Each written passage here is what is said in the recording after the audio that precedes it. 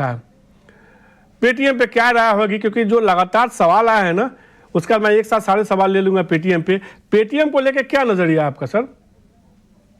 एक बिल्कुल एक काफी बड़ा जोल्ट तो है कंपनी के बिजनेस मॉडल को लेकर, क्योंकि आप देखते हैं कि जितने भी लोग उनका आरएफ क्यूआर कोड स्कैन करते हैं, तो जितना भी पेमेंट आता जाता है वो पेटीएम पेटीएम पेमेंट बैंक के थ्रू रूट होता है।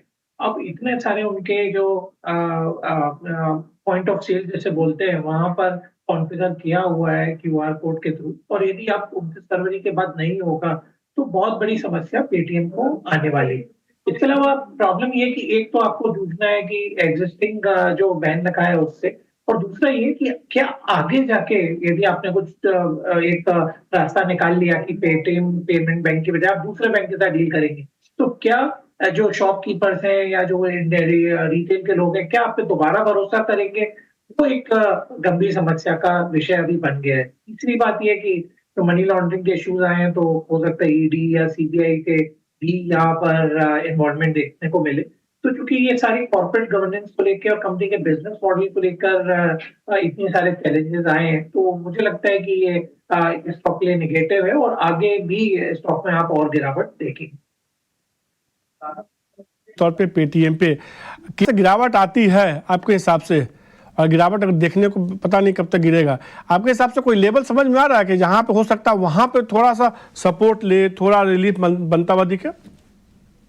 Good afternoon everyone. So overall अगर पेटीएम की हम बात करें तो लास्ट टाइम जब इसमें गिरावट आई थी तो कहीं ना कहीं इसका बॉटम जो था वो 438 के आसपास था, और आज का भी आप क्लोजिंग देखोगे तो 438 के आसपास का क्लोजिंग है। हाउएवर यहाँ से हम बॉटम कंफर्म तो नहीं कह सकते कि ये बॉटम बन ही चुका है, लेकिन जिस तरह से हम न्यूज देख रहे थे, एक दो इन्वेस्टर्स ने यहाँ पे बाई भी किया है, तो मेरे हिसाब से यहाँ एक आध दो लोअर सर्किट और भी लग सकती है। हालांकि 3 लोअर सर्किट लग गई है तो आपसे 10% की लोअर सर्किट हो जाएगी। तो मेरे हिसाब से बॉटम फिशिंग के लिए थोड़ा वेट कीजिए। अगर आपको वैल्यू बाइंग लग रहा है और नीचे सस्ता मिलेगा तो मेरे हिसाब से थोड़ा वेट एंड वॉच करना ही यहाँ पे बुद्धिमानी होगी। तो करंट मार्केट प्राइस से तो हम नहीं सजेस्ट कर रहे। नीचे there are very good chances कि 400 से 360 के बीच में कहीं ना कहीं बॉटम बनना चाहिए, बट अगेन ये प्री अटेम्प्ट है।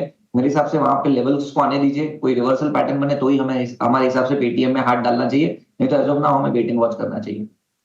वॉच करने की सलाह होगी। अब आशीष सर, आपके ऊपर जिम्मेदारी बढ़ने वाली है, तो मैं 3 सवाल बैक टू बैक पेटीएम पे लूंगा और आपको यही बताना है कि क्या कर रही है जिनके पास ये शेयर हैं। नई खरीदारी की राय तो आप भी नहीं दे रहे हैं। पहला जो सवाल है बीना भारद्वाज का है। पेटीएम के 2000 शेयर है, 600 के भाव पे उन्होंने लिया है। सूरज का सवाल है, उन्होंने पेटीएम 450 शेयर लिया है 520 के भाव पे। सारे प्लेट एक साथ आप दिखा दिए पेटीएम के। और पूजा का सवाल है, पेटीएम पे 30 शेयर लिया 880 रुपये के भाव पे, यानी 3 अलग लेवल 880, उनका पैसा आधा हो ज़्यादा घट गया है। सूरज जी के पास जो 520 का है उनको भी नुकसान, बीना भारद्वाज जी का 600 पे उनको भी नुकसान हो रहा है। तीनों पेटीएम के जो दर्शक हैं जिन्होंने सवाल लिए हैं उनका नुकसान हो रहा है, काफ़ी ज़्यादा नुकसान देखने को मिला। आशीष जी, अब राय आप दे दीजिए। मेरी सलाह रहेगी कि जब भी आपको मौका मिले स्टॉक में से निकलने का, एक बार निकल जाए, क्योंकि अब चूंकि कंपनी का बिजनेस मॉडल ही पूरा हिला हुआ है, तो मुझे नहीं लगता कि बहुत जल्दी यहाँ पर कोई बड़ी रिकवरी आ जाएगी कि या बहुत इन्वेस्टर्स में वापस आएंगे। हमने देखा मॉर्गन स्टैनली ने भी मेरे ख्याल से काफी बड़ा लॉट 50 लाख शेयर का उन्होंने खरीदा, उसके बावजूद भी स्टॉक में कोई बॉयंसी नहीं आई या कोई कंफर्ट नहीं लौटा। दूसरी बात यदि आप देखें तो शेयर होल्डिंग पैटर्न में भी करीब जो मेजर इसमें पोर्शन है, तो रिटेल का करीब 30% पोर्शन है और 70% में इंस्टीट्यूशन और प्रमोटर ही है। और इसमें विजय शंकर शर्मा जी के पास में इसमें सिर्फ 9% स्टेक है। उनसे कहीं ज्यादा स्टेक तो 3-4 फंड है जो 10-10% स्टेक लेके बैठे हुए हैं। तो जब तक कोई बहुत ज्यादा मुझे नहीं लगता कि कोई कंफर्ट आ जाए आरबीआई की तरफ से कि इस बैन को डिले कर दिया जाए या कोई बीच का रास्ता निकाला जाए, तब तक मुझे नहीं लगता कि इसमें कोई सेंस रहेगा कि आपको स्टॉक में फ्रेश परचेजेस करें और या एवरेज करने की भी कोशिश करें, क्योंकि आपको ध्यान रखना पड़ेगा हर राइज पे इस स्टॉक पे आप सेलर आएंगे।